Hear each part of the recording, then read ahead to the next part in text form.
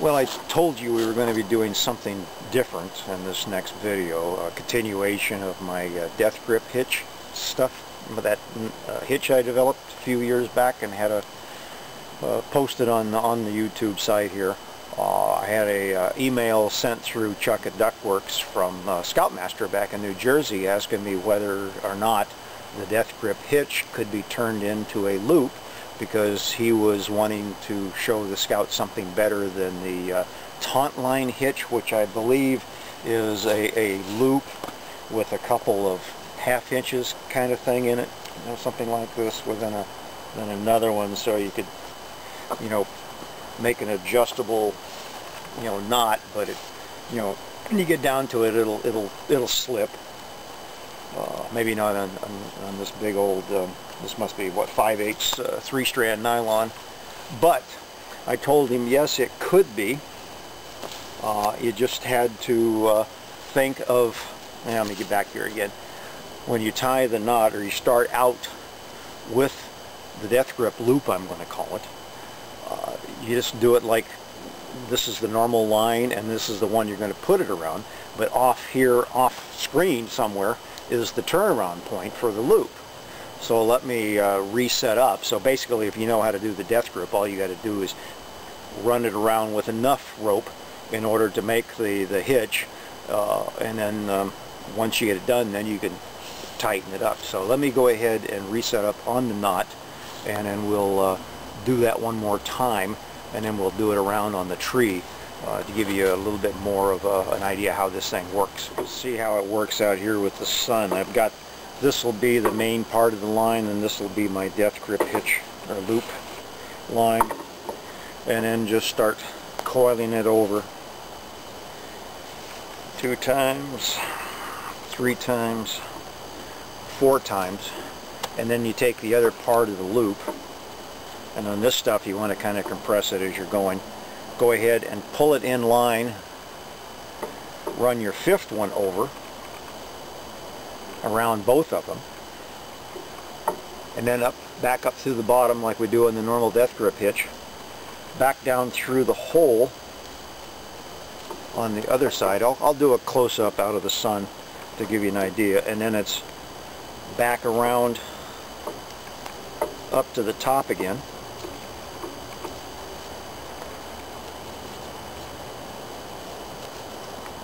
Let's see what we got. One more. Yeah, I didn't have enough rope on this one for the choke in its tail. Should have had another extra foot. And then it comes back and goes underneath of itself again, and then around the part on what I call the loop line.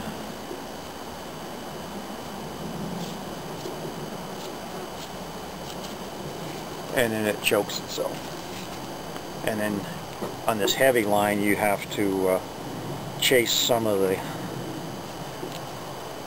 air to the end.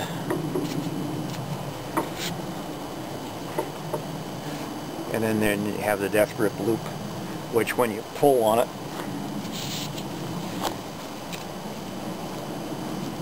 it doesn't put my weight in it. It doesn't do anything. It just kind of cinches down on the working line. But as soon as you take off the pressure, you can move it back up and down and put the pressure back on, and it doesn't move. I'll do some. I'll leave this one up, and let me go get my block and tackle, and I'll find something I can pull on with this hitch we've got, and then we'll come back inside and I'll show you again. Well, I've got another Death Grip hitch on the other end of this line, or Death Grip loop I should say, and I've got my, I don't know if I can step out of the way, you can see, got a block and tackle, I guess 5-to-1 purchase, and so I'm going to start pulling on it, and you can see, so you can see the hitch.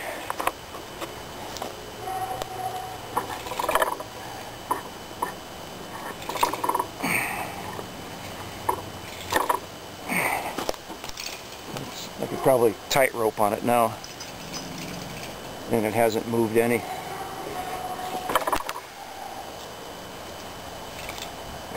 And still, now I haven't done anything, you know, with serious weights in order to see how this thing slips, but you know, it's been on camera, so I can, yeah, take a little tension off. Okay, now it'll slip. This rope is a little rough. If you did it with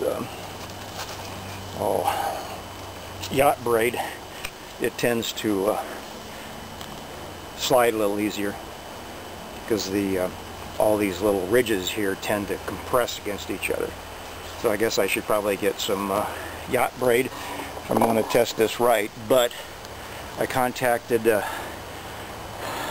all the rope companies in the U.S. anyway, belong to I guess an industrial group, self kind of thing, called the Cordage Institute, and I contacted them, and they had all the tools, I guess, to do some tests, and they said that they would do some. I haven't heard back from them yet, but hopefully, mosquitoes are biting me, hopefully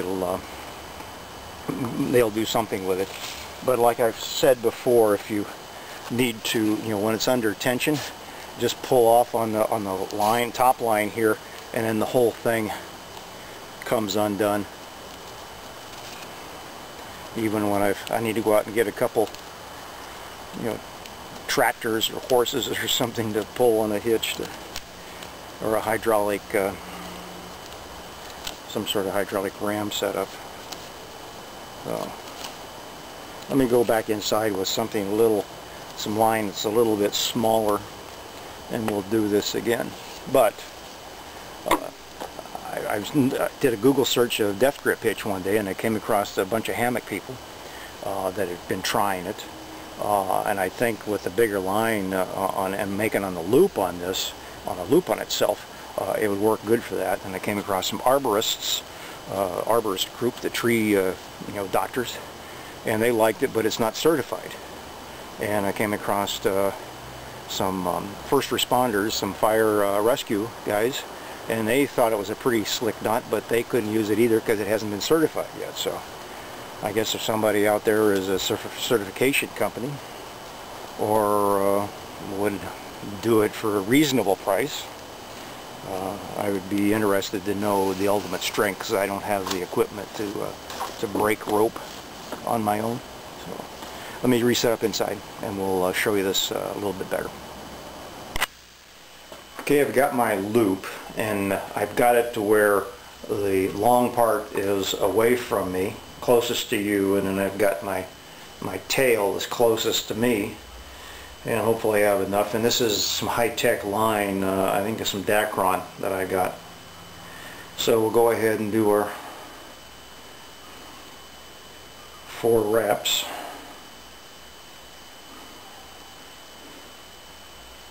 And then remember, we bring it up on that 5th time around, over the top, back through the loop,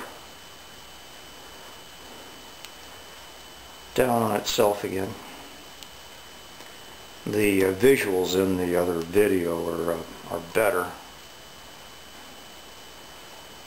So to learn to tie the Death Grip Hitch, I would use the other video. And then just twirl it back up to where it comes underneath the pull line here. Round once more, and then back through. And then under the one that chokes its own tail, more or less. And you want to pull the slack out. I tied this one a little loose.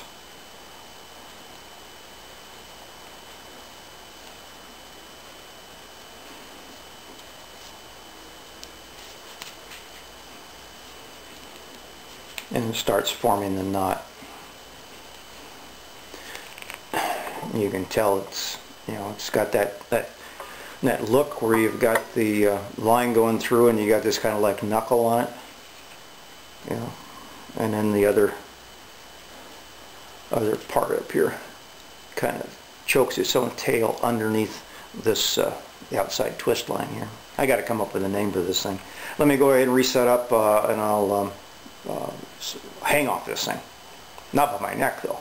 Now I've got the knot here, and I got a pipe that I can hang on.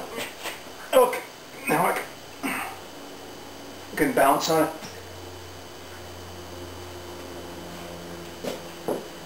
And the knot doesn't move, but as soon as the tension's off, call me a liar. Okay, there we go. It'll move. There we go. It takes a couple times, and also it helps if you pull back on the loop here, take some of the pressure off, and then it'll slide a lot easier. Let me do that again. Oh, did I just lose it?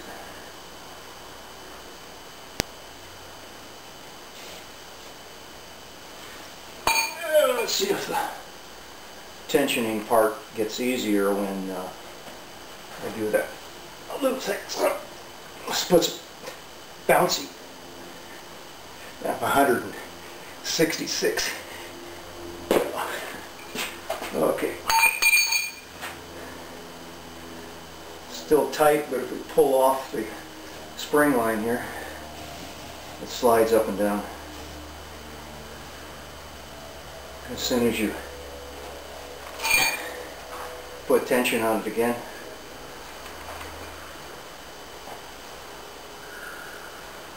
so I'll see if I add some more to this or not. That's a little 1/4 inch Dacron line.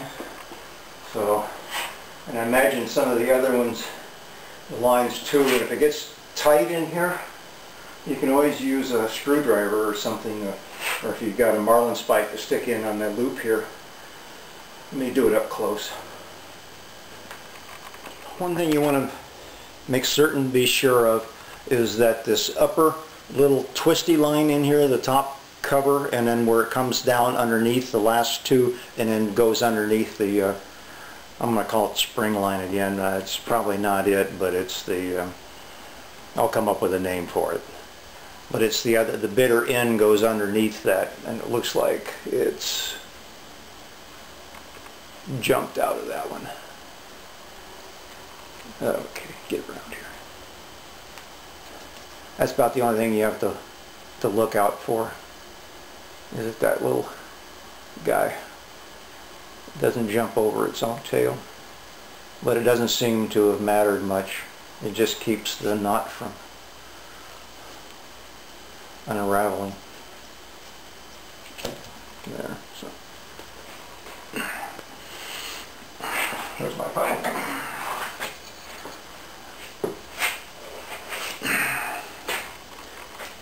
And then, like I said, if you pull in the little crossover loop, that's not going to be a good name. Let me get a tool.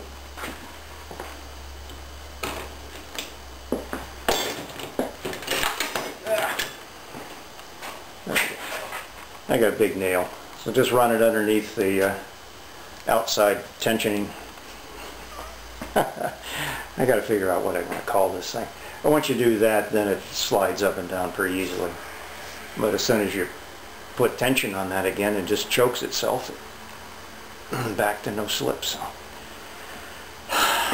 if you want to look the really good, the first video was much better on tying this thing. I may look at my as I'm editing this, I may have to come back out and do it again on tying the loop just to get a clearer picture. But for now, this is it.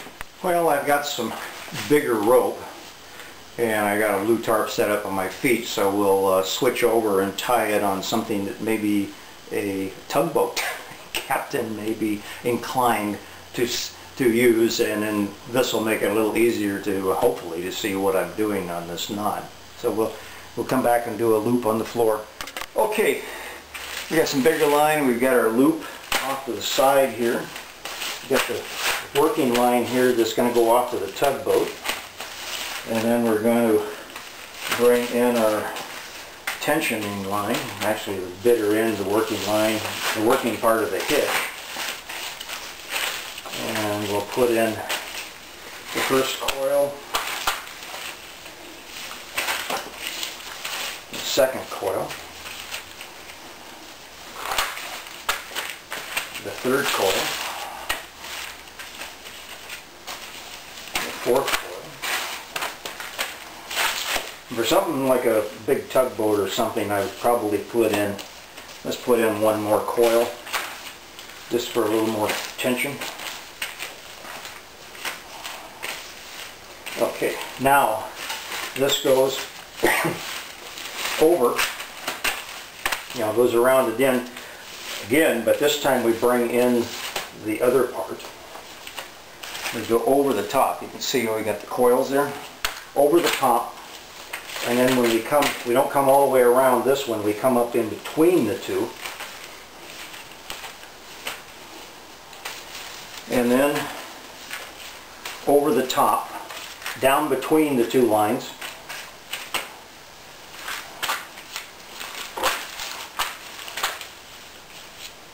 There we go again. You go over this will be the tugboat line here. Come up between it and the one we're actually working the other end of. Over the top and then down through and then over and between the next coil, and it helps to start standing these things up and compressing them as you go along too. That's the one we want. Yeah.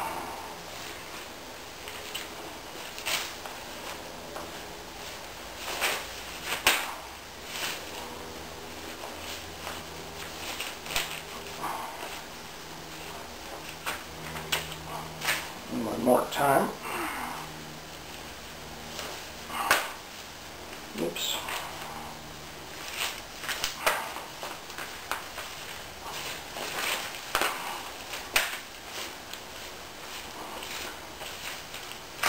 Over, under the tension line here. Now's a good time to also start taking out any slack that you may be able to find, especially in this big stuff. Work it all back up to the top. Okay. Do we come under here? Nope, not yet. Let's see, where are we at here?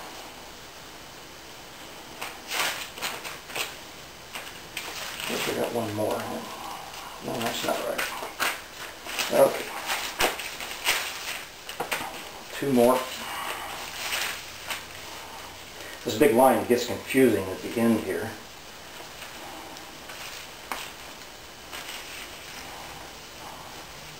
Just to who's on first.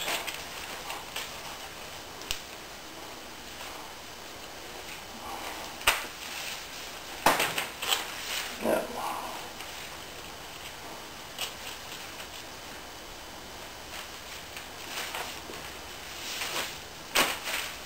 Okay, that's what's confusing. There we go. Now we're nice and tight. Go around at least one more time, two if you can get it to work. Under the self again, and then under the first coil of the tension line to where it'll bite itself.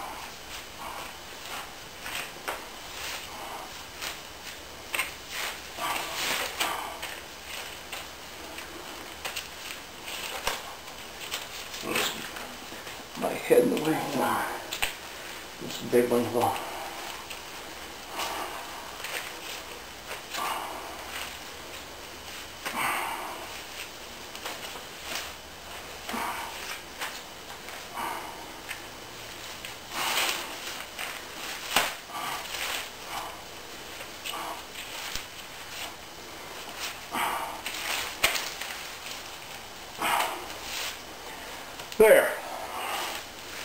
There we have the Death Grip loop over here, and pull the slack down, and then once this goes around the bollard on the pier or whatever, and the big ship starts pulling on this line, it'll tighten down, and hopefully, I haven't tried it on anything this big, but I would imagine it's going to grip just the same. It should probably scale up, hopefully. Big secret on this is, if you're going to do this, is to, on this big heavy line, be sure all the slack is out of it.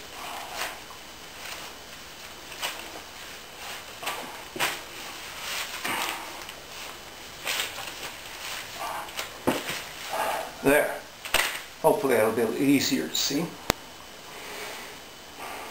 Well, I guess if you have an elephant that you need a leash for, this will work. Or if you have a barge you want to pull, or maybe a stump, if you got a big cat around, you might be able to loop this around it, pull it out. I haven't been able to test it for strength yet, but the little ones work. You've seen me hanging on the ceiling at 166 pounds on the 1/4 inch line, but I wasn't stretching the line near as what it could be. So there we go, the Death Grip loop.